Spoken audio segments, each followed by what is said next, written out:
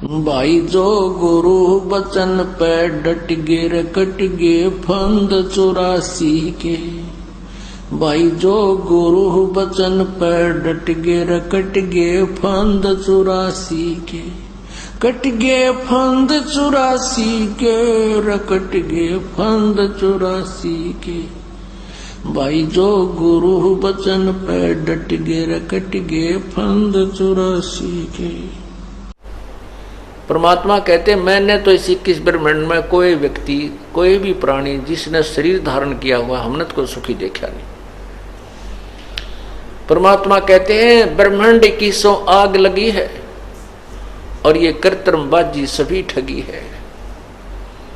21 के 21 ब्रह्मांड में आग लगी हुई है। ऐसा बुरा हाल है। ऊपर देवताओं की पढ़ लो कहानी पुराणों के अंदर, देवताओं राक्षसों के लट्ठम लट्ठा, ऋषियों की आपस में खेचा ताणी, वो उसको श्राप दे रहा है, वो उसको श्राप दे रहा है, और पता ना कितनी मार काट बुरा हाल है। भगवान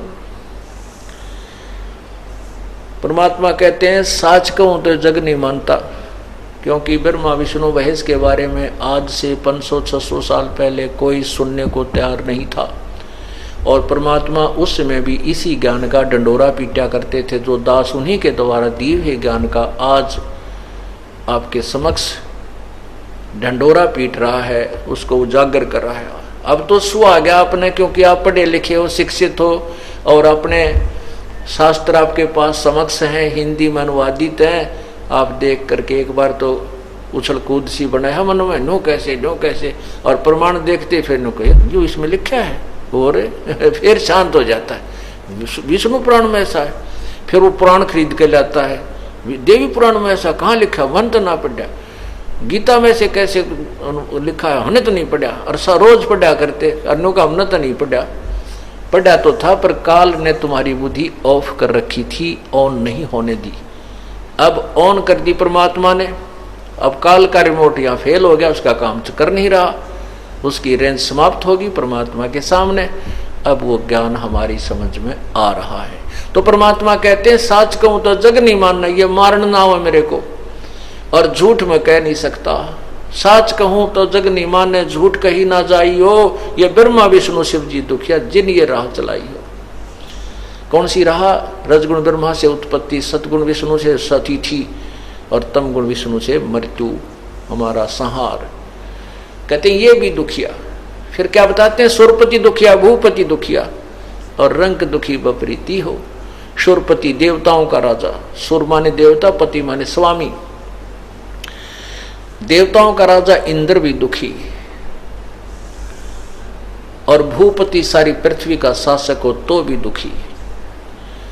एक सन और रंग दुखी बपरीती हो, गरीब तो स्वाभाविक दुखी, उसके ऊपर तो सारी आपत्तियां करें, जो नाम नहीं ले रहे उनके विषय बता रहे हैं, लेकिन नाम लेने के बाद तो सेठ और गरीब एक जैसा हो जाएगा भगवान के दरबार में, क्योंकि परमात्मा दोनों की आपत्तियों को टालना शुरू कर देगा और 2 रोटी सूथरी देना प्रारंभ कर देगा। कहते रंग दुखी बपरीती हो, और कहे कबीर और सब दुखिया एक संत सुखी मन जीती हो। अब संत मन कैसे जीतेंगे? मन चाहता है घुटी ला लूं, शराब पी लूं, मन चाहता है बीड़ी पीऊं, मन चाहता है सिनेमा देखूं, मन चाहता है अब क्यों नहीं सत्संग में चलूंगा, यही देख लेते हैं, फिर देखेंगे। नहीं, जिन्होंने इन मन की बकवादों को हटा दिया, बुराई त्याग दी और सत्संग में आने में आलस नहीं करते, वो सुखी होंगे।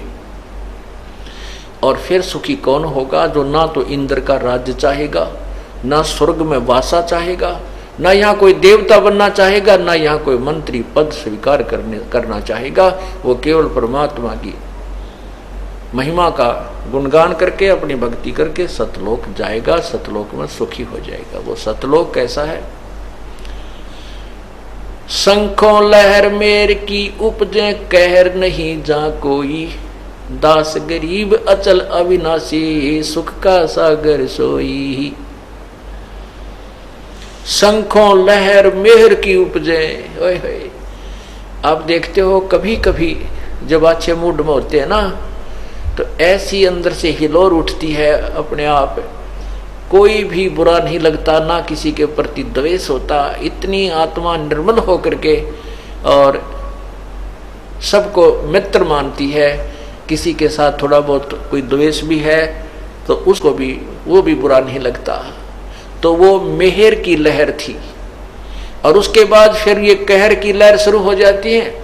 उसने ऐसे बोल दिया, उसको ऐसे कर दूंगा, उसने उसके पैसे देने हैं, उसने मेरे पैसे नहीं दिए, ऐसा कर दिया, वैसा कर दिया। ये कहर की लहर शुरू हो जाती है। तो वहां कहते हैं जो मेहर की लहर आपके अंदर एक कभी कभी आती है, वो शंखों लहर मेहर की उपजे। वो वहां पर ना बीपी हाई होता, ना लो होता, ना कोई सिर में दर्द, ना कोई चिंता, ना ले। जैसे बाबू यहाँ सत्संग में आए हो, ये मिनी रिहर्सल है सतलोक की। आप यहाँ 15 दिन रुको, बना बना भंडारे में भोजन मिलेगा। और सुबह शाम दिन रात आपकी भगवान की भक्ति करते हो, बिछे बिछाए कपड़े, ना किसी से लेना ना देना, ना झगड़ा, ना कोई नोक यू यो यहाँ ज़्यादा खाता है, यो मैं कम खाता हूँ। एक जैसा भंडारे में सबको मिलता है। और राग द्वेष पैदा करना तो यहाँ भी कर लो, वो अलग बात है। एक आधा ऐसा ने कमा 3 गदेले बिछा कर सोएगा, चलो बार उसने तो कर दी गलती, दूसरा उसकी रेस करने लग जा हैं, या उसमें द्वेष कर ले, देख 2 बिछा रहा। तो इस तरह हम यहाँ अपने जो है ना अपने बना लेंगे वो, तो यहाँ भी दुखी हो सकते हैं। लेकिन सतलोक में ऐसा नहीं। लेकिन फिर भी मिनी रिहर्सल है ये कि यहाँ आपको कोई चिंता नहीं, ना तो कोई सामान लाने की, नाओ धो और बिछे बिछाए मैट और माला लेकर वजन करो, तो कितना आनंद आता है। कोई द्वेष नहीं है, कोई राग नहीं है, कोई दुख नहीं। जो संसारिक जहाँ आप जाओगे वहाँ जाते ही पहले तो देखोगे चीनी है कि नहीं, चाय कितनी रह रही है, दाल है कि नहीं, सब्जी लानी है, फलाना करना है, हो गया ना समस्या शुरू। तो हम सतलोक में जाने के बाद ऐसे हो जाएंगे, वो अपने परम पिता के भंडारे भरे रहते हैं, वो कभी समाप्त नहीं होते, एवर लास्टिंग है वो। तो क्या बताते हैं, शंखों लहर मेहर की उपज कहर नहीं जा कोई, दास गरीब अचल अविनाशी ही, सुख का सागर सोई।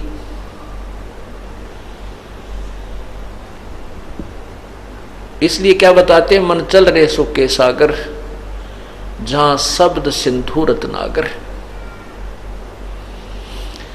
मन तू चल रे सुख के सागर, जहां शब्द सिंधु रत्नागर। ओए होए, उस परम पिता के दरबार में शब्द सिंधु रतन आगर, आगर माने आगा, आगार माने होता है डिपू खान, जिसमें बहुत ही ज्यादा बहुसंख्या में अनगिन सुख हो।